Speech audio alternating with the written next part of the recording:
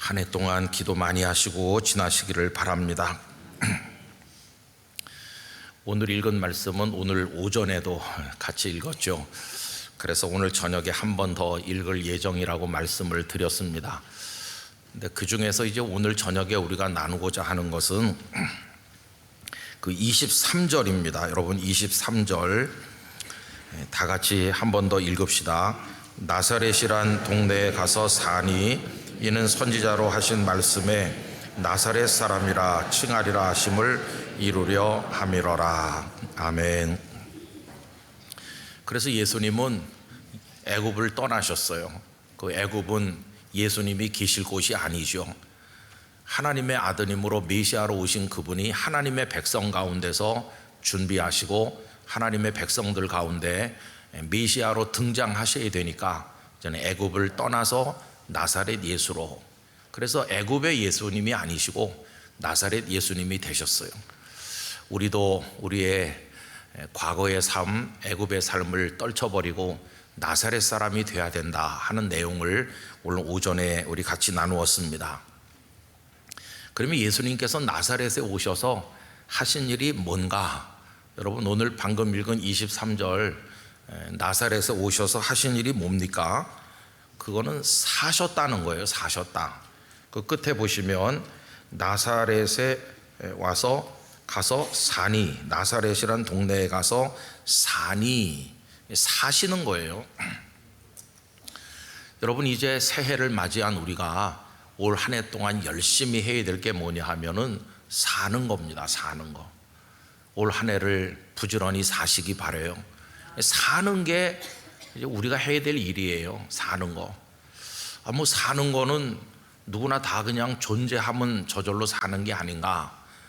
여러분 존재하면 사는 거라고 말할 수 있지만은 그 존재하는 거기다가 어떤 목적, 어떤 의미, 그리고 그 속에 우리 마음 이런 걸 담아야 그게 사는 것으로 승화된다고 생각합니다. 그냥 있기만 하면 되는 게 아니라 사는 거예요. 사는 거. 그래서 존재하는 거하고 사는 거는 다르다 그렇게 생각합니다. 사는데 막 죽지 못해 산다 이런 말 많이 하잖아요. 여러분 이제 그런 말은 우리 입에서 없애야 돼요. 그죠? 그런 말은 습관적으로라도 하면 안 되고 우리 성도님들의 삶이 의미가 가득한 삶이 되시고 복된 삶이 되시기를 바라요. 사는 건데 이 산다고 하는 여기 지금 번역된 동사가요, 헬라어 동사로 보면 카토이케어라고 하는 동사인데 조금 복잡한 단어죠. 근데 이게 두 단어가 합친 겁니다. 그 앞에 카타라는 헬라어 전치사가 있어요.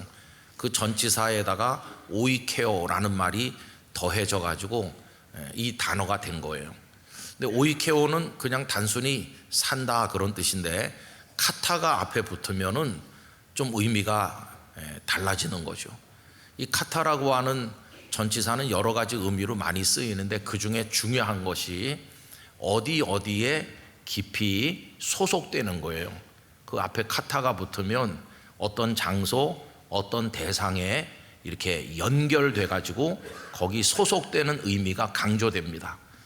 그러니까 나사렛이란 동네에 가서 사니라고 하는 말은 그냥 나사렛에 가서 머문다 그런 뜻이 아니고 나사렛에 속해서 나사렛에 애착심을 가지고 나사렛이란 곳을 사랑하면서 거기 깊이 연결되어서 살아가신다 그런 뜻이 그 속에 있는 거예요.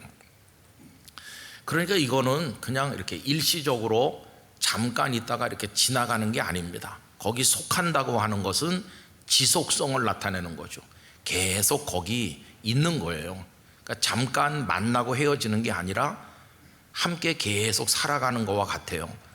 처녀 총각이 만나서 사랑하게 되면 맨 처음에는 데이트를 하잖아요. 그래서 뭐 낮에 만나서 오후 내내 같이 있다, 또 저녁에 만나서 밥을 먹고 차를 마셨다. 근데 그거는 얼마 후 되면은 헤어지는 거예요. 그죠? 그런 거는 산다고 말하지 않아요. 언제부터 이 두 사람이 산다고 말하느냐 하면은 이제는 헤어지지 않게 될 때, 결혼을 해서 낮이든 밤이든 이 두 사람이 모든 것을 함께 하게 될 때 그때는 이 두 사람이 같이 사는 거예요. 여기 사용된 이 산이라고 하는 동사는 그런 의미를 가지고 있어요. 그래서 잠깐 있다 가는 게 아니라 거기다 뿌리를 내리고 정착한다, 그런 의미가 있어요. 그러니까 예수님께서 나사렛이란 동네에 가서 사니, 이거는 나사렛에 며칠 계시다가 그 다음에 또 다른 동네 가서 계시고 그런 게 아니고 나사렛에 뿌리를 내리신 거예요. 거기 정착하셨어요. 그래서 그 상태가 계속 유지되는 겁니다. 계속해서 나사렛 주민으로 한두 해만 계신 게 아니라 30살쯤 되셔서 메시아로 등장하실 때까지는 계속해서 거기 계신 거예요. 이게 산이라고 하는 짧은 단어 속에 들어있는 의미인 것이죠. 이 동사가 사용된 용례 중에서 한 가지를 여러분들에게 소개하려고 하는데, 에베소서 3장 17절에 보면 이런 말씀이 있습니다. 제가 읽어드리겠습니다. 믿음으로 말미암아 그리스도께서 너희 마음에 계시게 하옵시고 너희가 사랑 가운데서 뿌리가 박히고 터가 굳어져서, 그런 말이 나오거든요. 근데 그 중에서 믿음으로 말미암아 그리스도께서 너희 마음에 계시게 하옵시고 라고 할 때, 그리스도 주님께서 우리 마음에 계시다, 그 계시다가 바로 여기 사용된 그 단어예요. 여러분, 우리 주님은 우리를 한번 만나서 악수 몇 번 하고 가시는 분이 아니시고, 주님은 우리 속에 들어오셔서 계시는 것이에요. 이게 상태를 말하는 것이고 지속적으로 이어지는 걸 말하는 거 아닙니까? 여러분, 올 한 해 주님께서 여러분 속에 계속 머물러 주시기를 바랍니다. 늘 함께 하시는 거예요. 이게 같이 살아주시는 거예요. 그러니까 신앙은 내가 주여 그러면 저기 계시던 예수님이 잠깐 왔다 가시는 게 아니에요. 그런 게 아니고 늘 그분이 우리 안에 계시다, 내 안에 사신다. 이게 얼마나 놀라운 주님과 우리 사이의 연합입니까?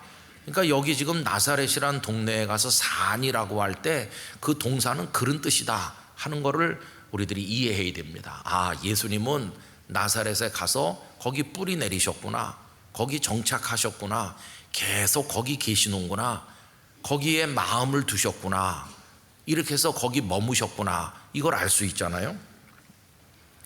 그래서 여러분, 제가 오늘 저녁에 산다는 것에 관해서 말씀을 나누는 이유가 이겁니다. 방금도 이렇게 교회 오다 보니까 남산 돌아오는 길에 차량이 많더라고요.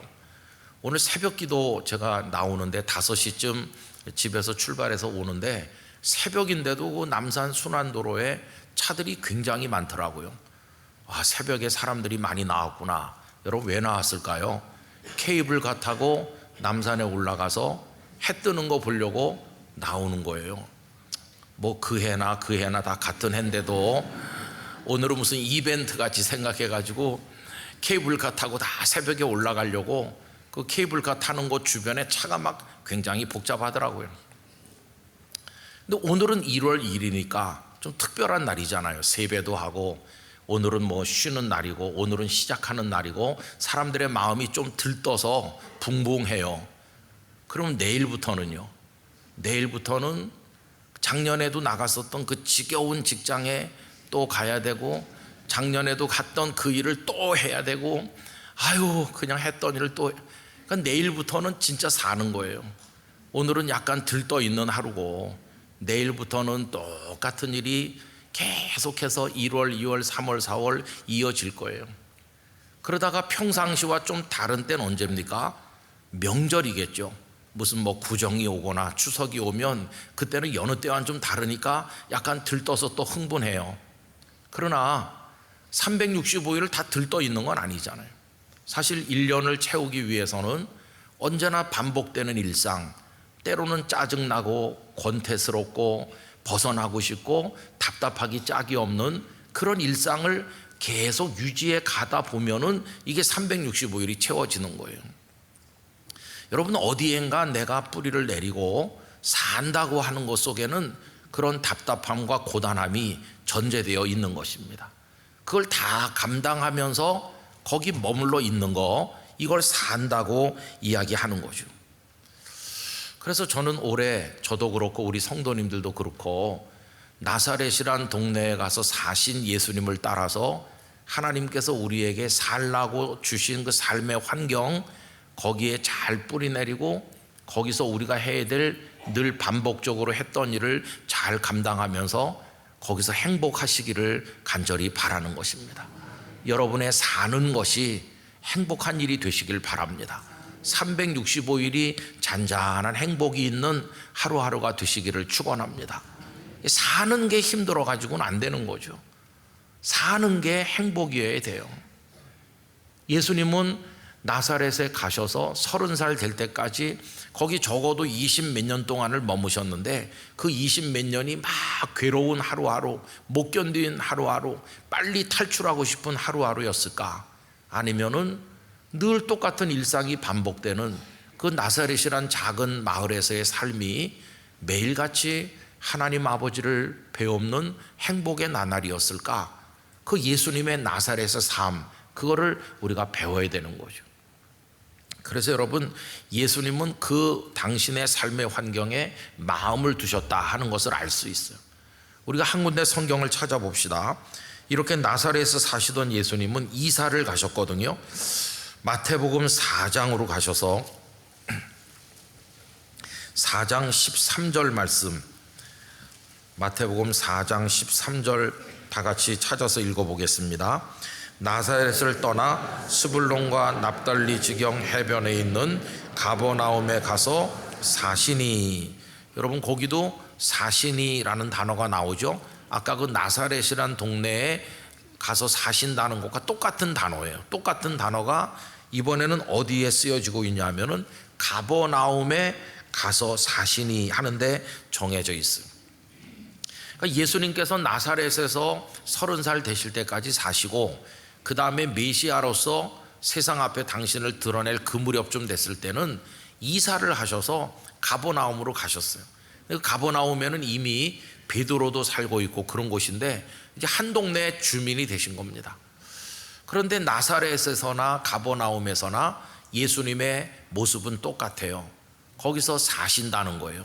거기다 마음을 두고 뿌리를 내리고 그곳을 사랑하면서 거기 사람들을 아끼면서 거기다 애착심을 가지고 거기서 존재하면서 의미를 찾으시고 하루하루를 거기서 살아가셨다는 거예요. 여러분, 이 가버나움이란 동네를 참 특이하게 표현하고 있는데 마태복음 9장을 한번 펴보세요. 마태복음 9장 1절입니다. 9장 1절 함께 읽읍시다. 예수께서 배에 오르사 건너가 본 동네에 이르시니, 여러분 여기 예수님께서 배를 타고 건너가셨는데 어디로 가셨다고 되어 있습니까? 본 동네라고 우리 성경에 번역했어요. 그러니까 영어 성경식으로 하면 더 타운이죠. 그 동네, 그런 뜻이죠. 또 NIV 성경 같은 데서는 His own town이라고 그랬는데 그분의 동네, 그분의 동네라고 번역했어요. 우리말 성경 여러 가지를 보면은 다양한 번역을 하고 있는데요. 심지어는 고향이라고 번역하기도 했고 자기 마을이라고 번역하기도 했고 어떤 성경은 고향 가버나움 이렇게 번역했어요. 여러분, 이건 조금 이상한 겁니다.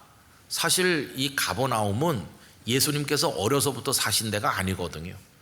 예수님께서 메시아 사역을 시작할 때쯤 30살쯤 되셔서 옮겨가신 곳이니까 거기 고향이라고 말하기는 어렵잖아요. 사실 고향이라는 단어가 어울리는 곳은 어딜까요? 차라리 나사렛이 어울리죠. 그죠? 나사렛 사람이시니까 나사렛 출신이래. 그러니까 고향이 어디냐 누가 물으면 나사렛인가? 이게 더 어울리는 말인데 심지어 이 가버나움을 가리켜서 고향 가버나움이라고까지 번역한 성경이 있어요. 저는 이 말씀을 많이 생각해 봤습니다. 실제로 가버나움에 사신 기간이 얼마 안 되는데 왜 심지어는 본 동네, 그분의 동네 아니면은 자기 마을, 고향이라고까지 애착심 있는 단어로 번역을 했을까? 제 마음에 드는 답은 이거예요. 얼마 살지 않았지만 고향인 것처럼 거기 마음을 두시고 고향인 것처럼 거기를 사랑하셔서 거기에 애착심을 가지시고 거기서 열심히 살아가셨다. 그분에게는 가버나움이 고향과 다를 바가 없어. 그런 뜻이겠죠. 예수님의 마음이 가버나움에 있다는 거예요. 여러분, 그리고 마태복음을 쭉 읽어보세요. 예수님의 행하신 이적들 중에서 굉장히 우리 마음속에 감동적으로 남아있는 이적들이 다 그 가버나움에서 일어났습니다. 예를 들면 마태복음 8장 1절에 보면 그 나병 환자 한 사람을 고치신 얘기가 나오는데 그것도 가버나움. 그 다음에 거기 주둔하던 백부장의 하인이 중풍병에 걸렸는데 그 중풍병 환자를 고치신 것도 그것도 가버나움. 베드로의 장모가 열병에 걸렸는데 그 여인을 치료하신 것도 가버나움. 그뿐이 아닙니다. 어떤 중풍병 환자를 침대에 눕힌 채로 메고 와서 지붕을 뚫고 달아내렸던 그 놀라운 일이 일어난 것도 그것도 가버나움. 12회를 혈루증으로 앓던 여자가 옷자락에라도 손을 대면 고침을 받을 줄 믿고 그렇게 했을 때 깨끗함을 얻은 거기도 가버나움. 회당장 야이로의 딸이 죽었는데 그 딸이 다시 살아나는 엄청난 일이 있었던 것도 거기도 가버나움인 것이.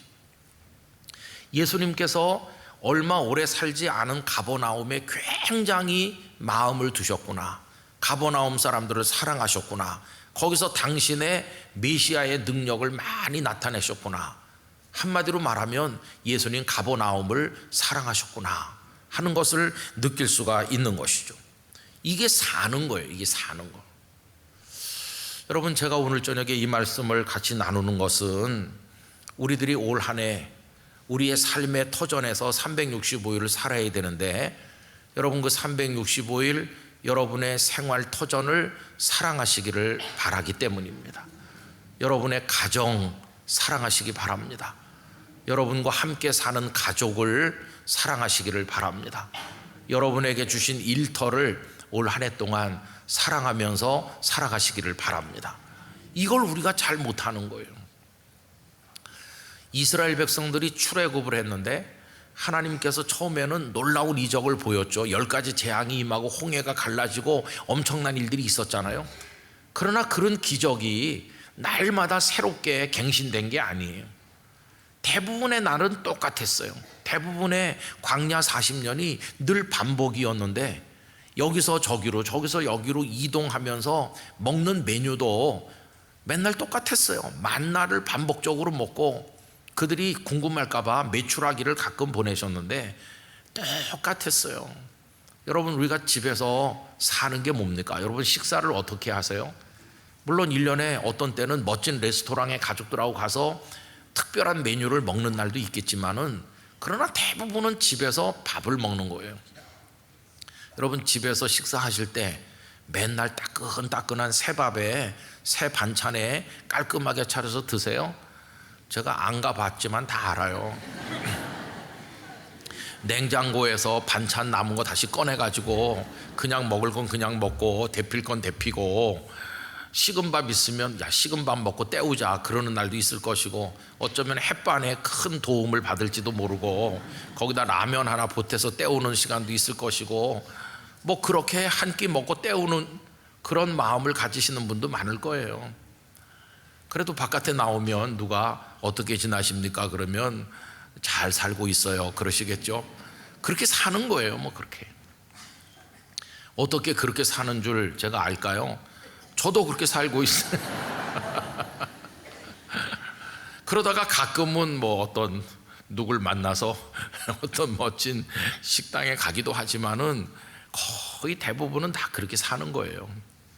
그러면 그렇게 사는 걸 짜증을 내고 못 견디면 삶이 될 수 있겠어요? 살 수가 없는 거예요. 여러분, 누군가와 결혼해 가지고 부부가 돼서 사는데 날마다 뭐 100만 송이 장비를 바치는 겁니까? 그렇지 않잖아요. 그건 어쩌다 인생에 몇 번 있는 거고 그냥 맨날 그냥 그 남자 그 여자가 그냥 그렇게 사는 거예요. 문제는 삶이 왜 위태로우냐 하면은 이걸 감당을 못 하거든요. 예수님께서 나사렛에서 20수년 동안 사셨을 텐데 그걸 감당 못 하셨으면 어떻게 메시아의 준비가 됐겠어요? 묵묵히 그냥 매일 반복되는 삶을, 어쩌면 예수님도 목수이셨을 텐데 그 삶을 날마다 사랑하는 마음으로 감당하신 거예요. 가버나움에 오신 다음엔 또 가버나움에서, 그게 살아가는 것이죠. 여러분, 많은 사람들이 재주도 있고 능력도 있고 굉장히 가능성도 있는 것 같은데 왜 중간에 무너질까? 그 일상을 견뎌내는 인내심이 부족하기 때문이에요. 자꾸만 탈출을 꿈꾸는 거죠. 거길 벗어나서 좀 다른 데로 가보려고 하는 거죠. 그러나 여러분, 하나님은 거기 머물라고 하시는 거예요. 우리 예수님도 메시아로 등장하시기 전에 나사렛의 삶을 참아내신 거예요. 거기서 계속 계셨어요. 날아서 비상하길 원하신다면 현재의 장소를 사랑하셔야 됩니다. 거기서 꾸준히 기다릴 줄 알아야 됩니다. 오늘 하는 일을 사랑할 때 내일의 일이 주어지는 거예요. 예수님께서 달란트 비유에서 뭐라고 말씀하십니까? 작은 일에 충성하는 자에게 큰 것을 맡기신다는 거예요. 그러면 큰 것을 맡기 위해서 그 조건이 뭡니까? 작은 일에, 그 적은 일에 오늘 충성하는 거예요. 오늘 적은 일에 충성하지 못하면 내일 큰 일도 없는 거죠. 그래서 여러분, 반복적인 매일매일의 일상을 여러분들이 잘 감당해내시기를 바라는 것입니다. 그게 정말 중요해요. 일전에 어느 교회 가서 설교를 했는데 그 교회 역사가 42년이에요. 42년인데 참 재밌어요. 그 지금 현재 목회하는 목사님이 2대 목사님이에요. 42년 중에 목사님이 2대 목사님인데 현재 목사님 몇 년 됐냐면 1년 됐어요. 1년. 그러면 그 앞에 첫째 목사님 몇 년 하신 거예요? 41년 하신 거예요. 어떻게 41년 하셨나 했더니 29살에 전도사 시절에, 목사도 되기 전에 거기 개척을 했어요. 전도사로 개척을 해가지고 41년을 목회하시고 70세가 딱 되셔서 정년 은퇴하시고 후임자 목사님이 오셔서 이제 1년 된 거예요. 그래서 그 교회 역사가 42년이. 저는 그 41년 된 목사님 정말 대단하다고 생각합니다. 41년 동안 안수도 안 받은 29살 전도사님이 와가지고 개척을 시작했을 때 얼마나 힘들었겠어요. 사람들이 아유, 저 목사도 아직 아니래, 전도사가 개척하는 거래, 그러면서 사람들이 누가 왔겠어요? 한 분 한 분을 전도해가지고 교회를 개척했을 그 어려운 시간을 생각해 보세요. 그리고 계속 거기 있는 거예요. 계속 거기. 다른데 한눈 팔지 아니하고 묵묵히 그 자리를 41년을 지켰어요. 그 목사님이 뭐 설교를 어떻게 하는지, 어떤 목회를 했는지, 그 목사님의 성품이 어떤지 이런 거 저 잘 모릅니다. 그러나 41년을 하셨다는 거 하나만 보면 다 알 수 있어요. 그분이 얼마나 하나님 앞에서 끈덕진 인내심으로 하나님 주신 사명을 위해서 모든 걸 쏟아 부었는지를 그거 하나만 봐도 알 수 있잖아요. 정말 존경스러운, 이 시대 보기 어려운 목사님이세요. 그래서 그 목사님을 우리가 한번 만나보길 원해서 이제 얼마 있지 않다 그분이 우리 교회 설교하러 한번 오실 거예요. 41년 동안 단 한 교회만 목회하고 은퇴하신. 저도 사실은 부산 땅끝 교회 갈 때 그 교회에서 끝까지 있으려고 했는데 실패했어요. 그래도 거기 한 28년 있었어요. 그리고 이제 영락교회에 와서 끝까지 있는 거를 제가 못했어요. 그러니까 어떤 목사님이 어느 교회에서 20년을 목회하면 원로 목사님으로 이렇게 해요. 그게 뭐 20년 동안에 여러 가지 일들이 많았을 텐데 그 20년이라는 시간이 그게 쉬운 게 아니잖아요. 거기 있었다는 것 자체가 어려운 거예요. 날마다 새로운 일, 날마다 재밌는 일, 날마다 가슴 떨릴 만큼 흥분되는 멋진 일만 계속 있는 게 아니잖아요. 얼마나 속이 썩고 화가 나고 견디기 어렵고 자신이 못난 것 같고, 우리 다 살다 보면 가정에서도 그렇고 그런 걸 느끼잖아요. 당장 탈출해서 나가고 싶죠. 그런데도 하나님께서 여기 내 가정으로 주셨다, 여기가 내 일터다, 여기가 내가 섬기는 교회다, 그러면서 계속 나의 나사렛을 사랑하는 거예요. 그게 사는 거예요. 사는 거. 기적의 연속이 아니라 평범함이 연속되는데 그걸 견뎌낼 수 있는, 그게 저는 기적이라고 생각합니다. 평범함을 견뎌낼 수 있는 힘, 그게 정말 기적인 것이죠. 지금 여기 앉아 계신 우리 찬양대원 중에 지난 주일 은퇴하신 분이 계시는데요, 제가 인사하면서 몇 년 하셨어요 그랬더니 23살에 그 찬양대를 시작해가지고 지난 주일에 은퇴하신대요. 그럼 몇 년 하신 거예요?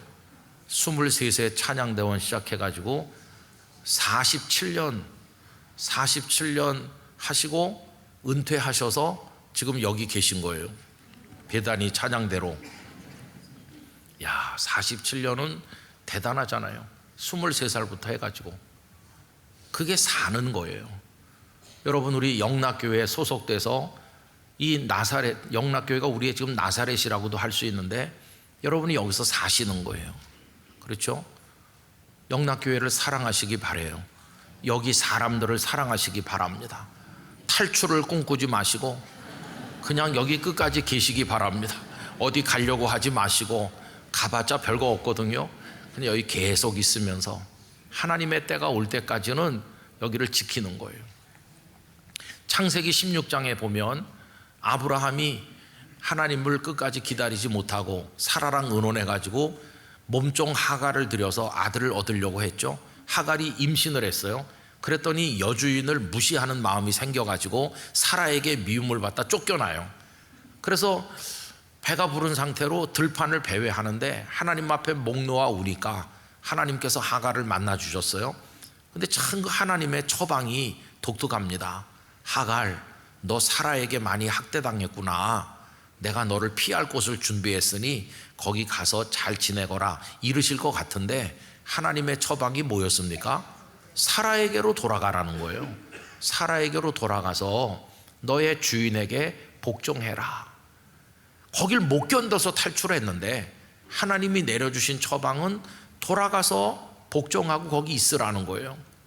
어떻게 견디겠어요? 그래도 견디고 있으면 하나님께서 때가 되면 아들 낳게 해줄 거 아니겠어요? 여러분, 여기서 지금 사는 게 아무 희망이 없는 게 아니라 아기가 점점 자라나서 태어나는 날이 다가오듯이 예수님께서 나사렛에 계속 사시는 것이, 그것이 답답한 날이 아니라 메시아로서 준비되어서 메시아로 등장하실 날이 다가오잖아요. 오늘 이곳을 사랑하면서 살아가는 거기에 하나님이 이루시는 위대한 일이 연결고 있다는 것을 우리가 이해해야만 될 것입니다. 그래서 여러분, 오늘 나의 삶의 터전을 사랑해야 돼요. 저는 여러분들께서 그렇게 그동안 하신 줄 알지만 가정을 위해 기도 많이 하시기 바랍니다. 가정에 애착심을 가지시기 바랍니다. 가족들을 사랑하셔야 돼요. 남편, 이젠 볼장 다 본 남편이다, 뭐 그렇게 하지 마시고 내 남편, 여생에 하나님이 은혜를 주시도록, 그래서 천국에 이르는 그날까지 믿음으로 승리하는 남편 되도록 아내를 위해서도 그런 애정을 가지시고 여러분이 진지하게 기도하시기 바랍니다. 자식들이 섭섭하게 할 때도 많으실 거예요. 나 그 녀석들 이제 어떻게 살든지 관심 끊겠어. 화가 나면 그런 생각도 들겠지만 그 자녀들이 여러분이 사랑하셔야 될 사람들이고 그 환경이 우리의 나사렛인 거예요. 자녀들 위해 기도하면서 효도하든지 하지 않든지, 섭섭하게 하든지 그렇지 않든지 자녀들 이름을 불러가며 매일같이 기도하시기 바랍니다. 그게 나사렛에 사는 거예요. 우리 교회도 그렇죠. 여러분, 교회 생활하다 보면 상처 입는 사람 참 많이 있어요. 보기 싫은 사람도 있을 거예요. 저 사람만 없으면 우리 부서가 좋은데, 그런 생각도 들 수도 있을 거예요. 다 이해합니다. 그러나 주님이 나사렛에서 견디신 그거를 우리가 배워야 되는 거죠.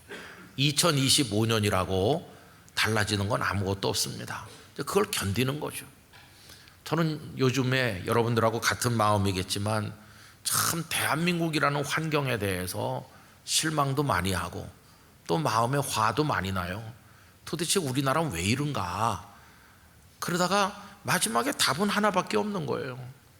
하나님, 날 여기 나게 하셨구나. 내가 어떻게 대한민국을 벗어나겠나.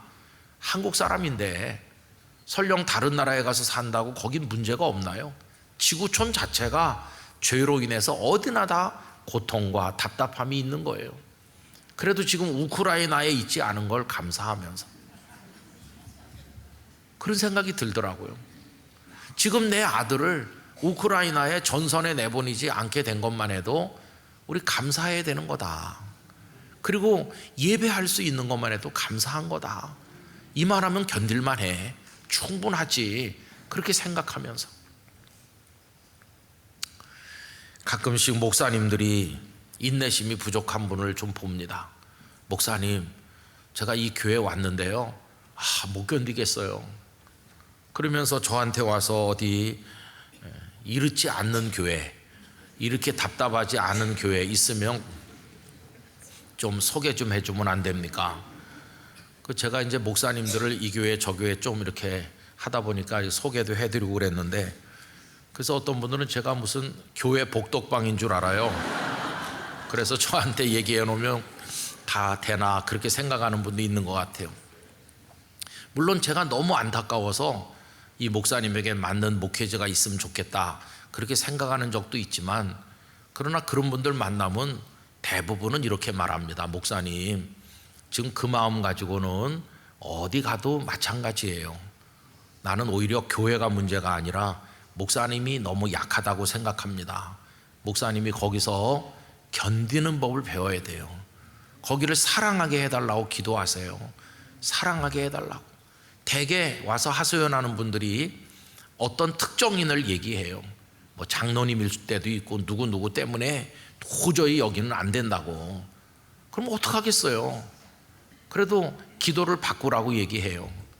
그 장로님이든지 누구든지 그분을 사랑할 수 있는 마음을 달라고 기도하고 목사님 마음속에서 그게 되면 진정한 승리를 얻는 겁니다. 예수님이 우리 같은 사람도 사랑하셨는데 그게 목회하는 겁니다. 목회는 가서 설교하는 게 목회가 아닙니다. 목회는 그냥 사는 겁니다. 같이 사는 거. 여러분, 그게 사는 거죠. 아까 29살에 교회를 개척해서 41년 하신 목사님은 무슨 강사로 오신 게 아니에요. 그냥 거기 성도들과 같이 사는 거죠. 저도 다른 교회 설교하러 갈 때가 종종 있어요. 여러분, 우리 교회에서 설교할 때가 좋을까요? 다른 교회에서 할 때가 좋을까요? 잘 모르시죠, 그거? 그거는 목사들의 영업 비밀 비슷한 거예요. 근데요, 다른 교회에서 할 때가 훨씬 편합니다. 왜냐하면 다시는 안 볼 거니까. 다시는 안 볼 사람들이니까 그냥 뭐 하고 싶은 얘기 다 하고 그냥 안녕히 계세요 그렇게 하고 오면 끝이에요. 근데 우리 영락교회에서는 그렇게 하면 다음 주에 또 볼 건데, 그래서 목사님들이 당신 목회하는 교회에서 하는 걸 힘들어해요. 나가서 하는 거는 아주 행복하게 생각해요. 근데 맨날 나가기만 하면 어떡하겠어요? 엄마가 맨날 가출하면 안 되는 것처럼. 여러분, 사실은 자기가 있는 곳이 소중한 곳이에요. 있는 곳. 제가 아는 목사님, 누구라고 하면 여러분도 아실 만한 유명한 목사님이신데 그 교회에 계신 걸 너무 힘들어했어요. 당신 목회하는 교회에 계신 게 너무 힘들어서 자꾸만 바깥에 나가려고 했어요. 이해가 돼요, 그 목사님 마음이. 근데 결국은 그게 올바른 건 아니죠. 그 목사님이 힘들어했던 건 뭐냐 하면, 당신이 목회하는 교회에서는 매번 설교를 따로 준비해야 된다는 거예요. 맨날 똑같은 거 하면 안 되니까 매주 설교가 새롭게 준비돼야 되는 거죠. 근데 바깥에 나가서 할 때는 설교 하나 가지고 계속 하도 똑같으니까. 그분이 한창 할 때는 인터넷 이런 거 없어가지고 잘 몰랐어요. 요새는 뭐 유튜브에 보면은 저 김 목사가 여기서 한 거 저기서 또 하는구나 이렇게 알지만, 그 목사님 그걸 힘들어 하셨거든요. 결국은 그분이 그 어떤 교회에서 견디지 못하고 교회를 떠나시는 걸 봤어요. 그건 올바른 건 아닙니다. 여러분, 하나님 오늘 우리를 심어두신 거기를 사랑해야 됩니다. 그래서 제가 요즘에 이제 성경을 이렇게 읽으면서 나사렛이란 동네에 가서 사셨다는 말이 팍 꽂히는 거예요. 내가 너에게 준 나사렛이 있는데 거기서 끝까지 잘 살아내라. 거기서 살아내라. 살아내면 메시아가 되는 날이 예수님께 왔던 것처럼 너에게도 특별한 일을 하나님 또 준비하시는 거다. 그때까지는 인내를 배워라. 그런 감동이 아주 강하게 밀려왔어요. 여러분, 대한민국이 어렵지만 우리 여기서 잘 인내합시다. 영락교회를 잘 사랑합시다. 여러분이 섬기는 곳에 잘 마음을 두어서 최선을 다해 충성하시기 바랍니다. 여러분의 가정을 사랑하시기 바라고 일터를 사랑하시기 바랍니다. 좀 회사가 어렵고 힘들어도 아침에 일찍 출근하시고 부지런히 일하시고 사람들에게 조금 더 친절하시고 좀 더 연구하시고 노력하시고 그렇게 해가지고 여러분의 삶이 조금 더 윤택해지도록 만들어 가시기를 바랍니다. 답답한 삶일지라도 좀 가꾸면 달라질 수 있잖아요. 답답한 삶이지만 거기다 꽃 한 송이를 꽂으면 벌써 좀 다르잖아요. 음악이라도 틀어놓으면 분위기가 달라지잖아요. 그런 건 우리가 노력하면 할 수 있잖아요. 내가 조금만 마음을 기울여 기도하고 하나님의 뜻을 구하면 꽃 한 송이 꽂는 것 같은 은혜가 올 것이고 좋은 찬송을 틀어놓는 것 같은 기쁨이 하나님 주셔서 우리에게 올 거예요. 그리고 삶이 조금 윤기가 나고 바싹 메마른 삶이 거기 기름을 바른 것처럼 윤활유를 바른 것처럼 될 거예요. 그렇게 해서 하나님 오늘도 하나님의 은혜로 살았습니다. 잠자리에 들기 전에 그 하루를 살아낸 것에 대한 감사가 있으시길 바라요. 그리고 또 아침에 눈 뜨면 다윗처럼 내가 깰 때의 주의 형상으로 만족하리이다. 오늘도 하나님이 나에게 기쁨의 하루를 주셨다. 오늘도 내가 어제 먹은 만나를 또 먹는다 할지라도 어제의 만나와 오늘의 만나가 똑같은 거라 할지라도 다른 거죠. 왜냐하면 어제의 나와 오늘의 내가 다르잖아요. 그러니까 또 감사함으로 먹고 그 하루를 하나님 안에 살고. 여러분, 우리가 80년을 맞이하는데 80년 영락교회가 날마다 기적의 나날은 아니었잖아요.